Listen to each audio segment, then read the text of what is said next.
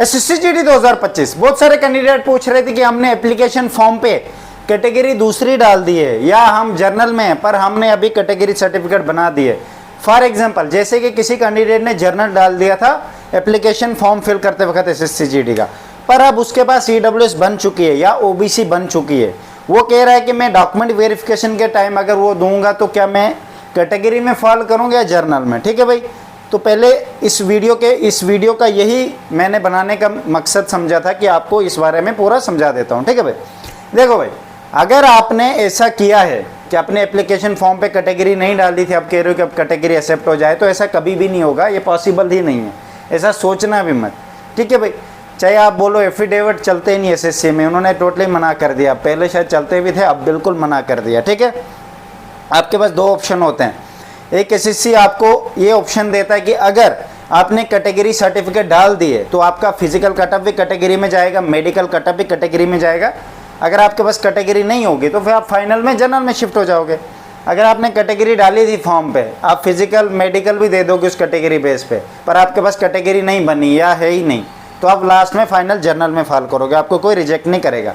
आप ऐसे भी कर सकते हो, जब भी फॉर्म फिल करते हो आपको लगता है कि इन फ्यूचर में मेरी NCC सर्टिफिकेट आने वाली है या OBC या कैटेगरी सर्टिफिकेट बन जाएगी, तो आप पहले ही डाल दिया करो, इसका इशू नहीं है भाई।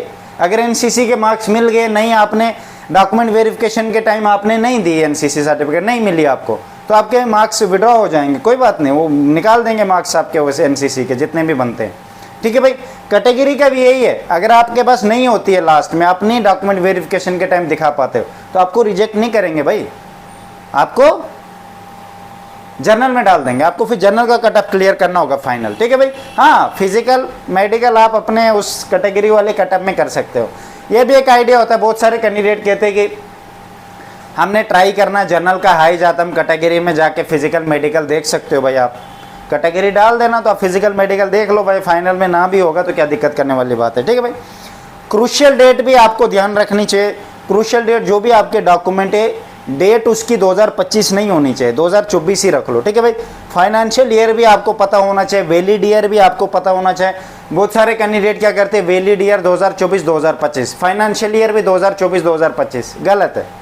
फाइनेंशियल ईयर क्या होता है आपको पता भी है, आपको पहले ये पता होना चाहिए। ठीक है भाई, आपको इस चीज़ का पता ही नहीं, 1 अप्रैल से शुरू होता है, 2024 1 अप्रैल से मार्च 31 तक फाइनेंशियल ईयर होता है।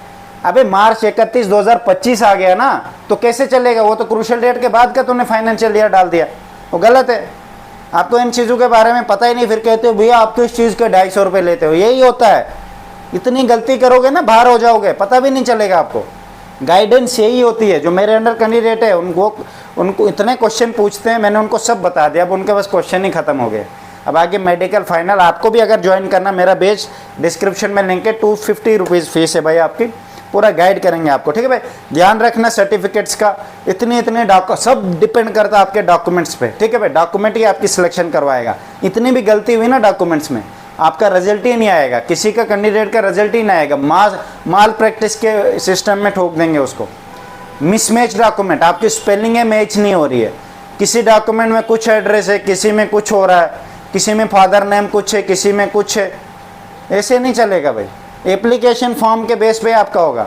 ठीक है भाई, पहले तो डॉक्यूमेंट वेरिफिकेशन के टाइम आपके सब सर्टिफिकेट का नेम शेम चेंज करेंगे, उधर एक्सेप्ट भी हो गए, जब कंप्यूटराइज चेक किया जाएगा वहाँ पे आपका सब मैच होना चाहिए भाई। ठीक है भाई, इस बात का बहुत ज़रूरी ध्यान रखना। बहुत सारे कैंडिडेटों ने ये गलती की है, तो इसका क्या होगा, कुछ कहते हैं एफिडेविट बना लेंगे, ये बना लेंगे, वो बना लेंगे, ऐसा कुछ भी नहीं होता है। ठीक है भाई, हाँ जितने ऑनलाइन अगर कोई डॉक्यूमेंट होगा तो कुछ हद तक शायद हेल्प भी हो सकता है, बट मुझे नहीं लगता है ये सब पॉसिबल है। बट मेरी तरफ से बेस्ट है। किसी को कोई डाउट है तो कमेंट कर सकते हो, I will reply definite. Okay, reply.